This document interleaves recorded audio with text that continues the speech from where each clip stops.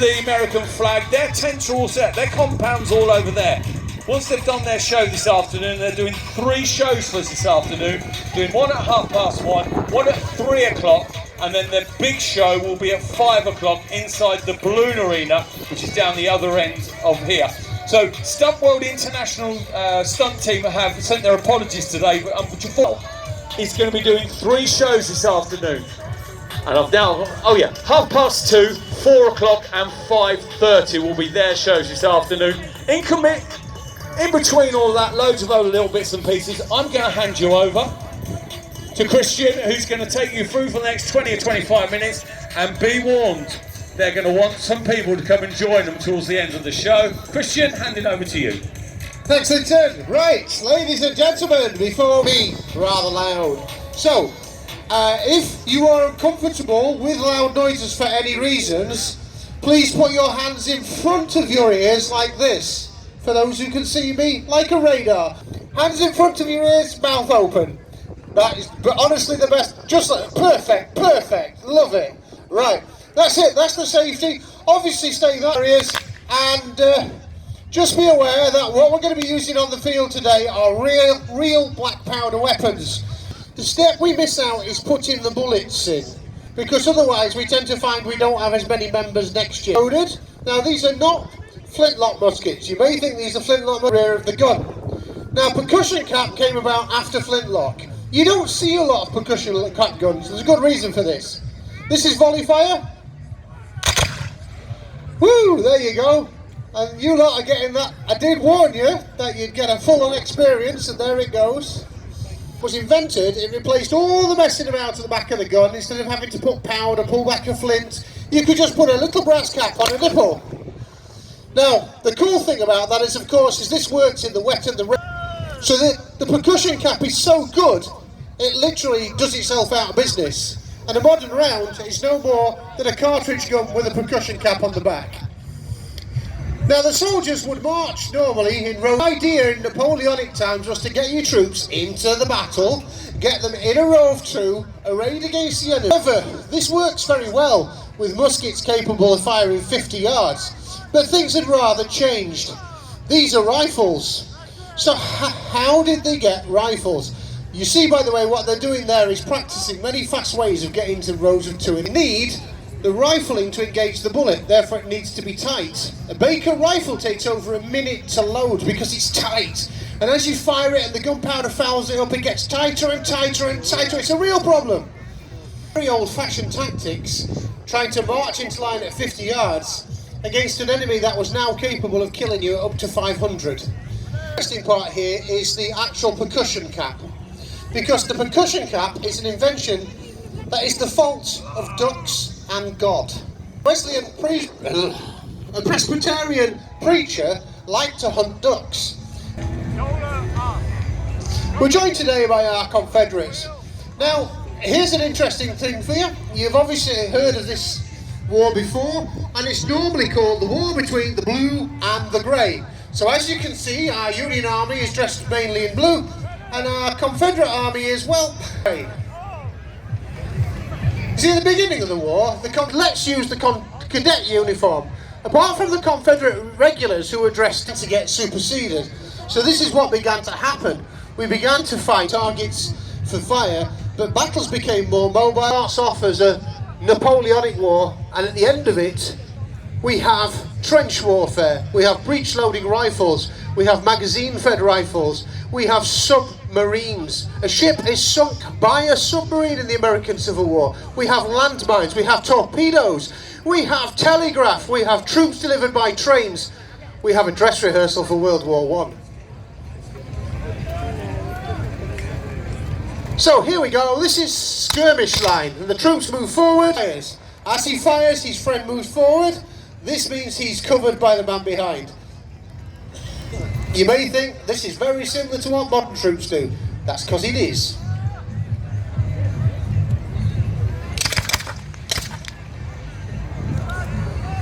He's going crazy because essentially he can't get everybody to agree on a uniform.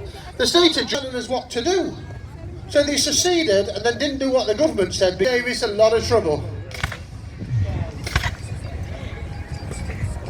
Ladies and gentlemen, can I just kindly ask, 3 people inside the arena have parked their cars in a position which has blocked the rest of the car park.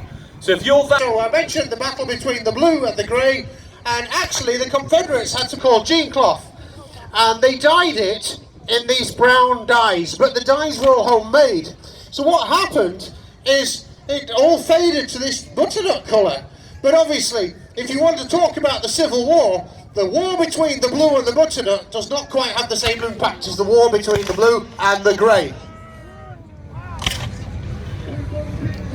But you can see, of course, the massive variances in the Confederate Army. You also notice that the jackets have got shorter and shorter. As the war went on, the jackets got smaller and shorter. Right, ladies and gentlemen, are you ready for some cannons? I can't hear you. Are you ready for some cannons? Yeah. Now I can see actually we're on a fairly late stage of loading cannon, and we are about ready for cannon now. I know this because the rods are in the air. This is our ready to fire.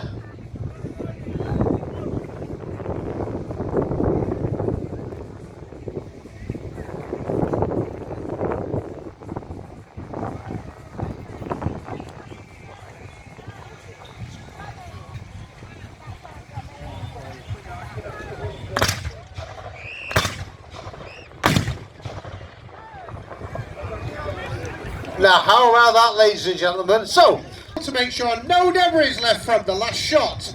And then we put a wet sponge down there to make sure there's nothing still glowing down there. And then we put a dry sponge into that hole because we don't want any fresh oxygen in there at the moment. At this point, he will do something called prime, where he will literally stick like a nipple prick straight down in there, burst the cartridge, and then he will put the primer in there, and then he'll put his hand in the air because we're good to go again. Are we all ready for another one?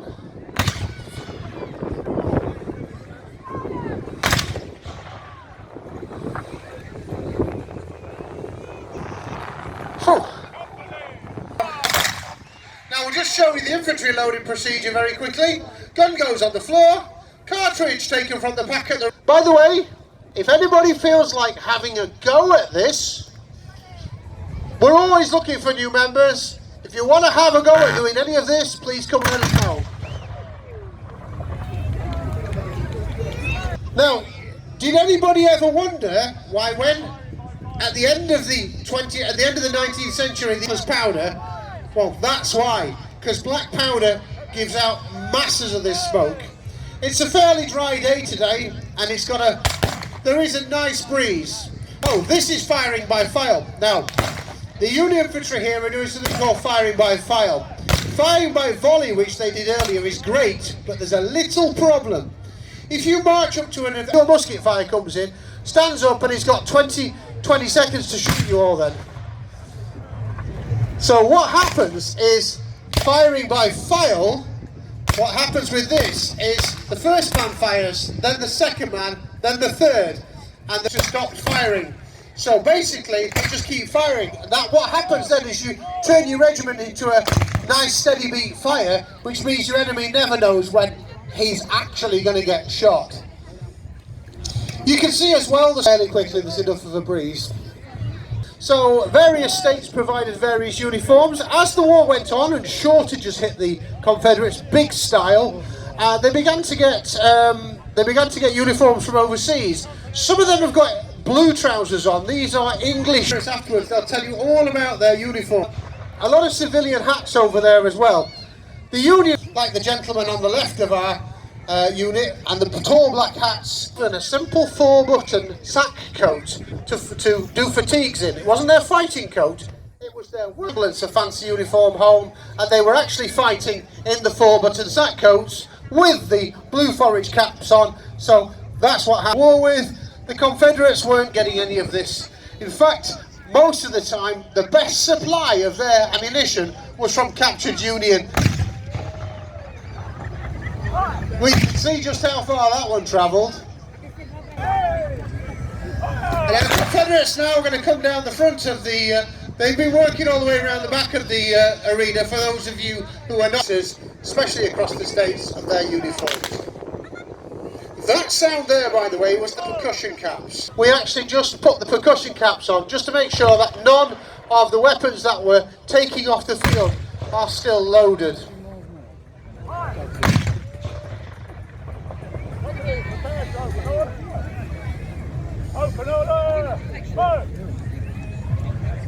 If she can do a volley for us.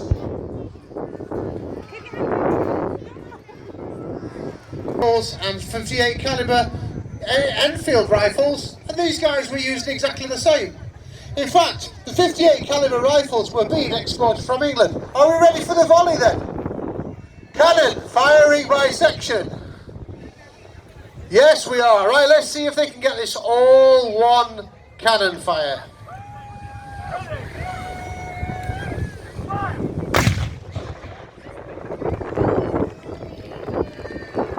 Well, what did we think to that? How tight was that? In fact, I had to check that was actually... You have to remember that all of the people you see here today... There you go, it's a volley from the Confederates as well. As I said, they've been on the other side, and they've been on the other side, showing all the people at the back. So I thought I'd come and let them... At the end of this, by the way, we will be doing a kids firing display as well, and a kids drill display, sorry, not kids firing display, kids drill display, and that will take place at the front of the arena.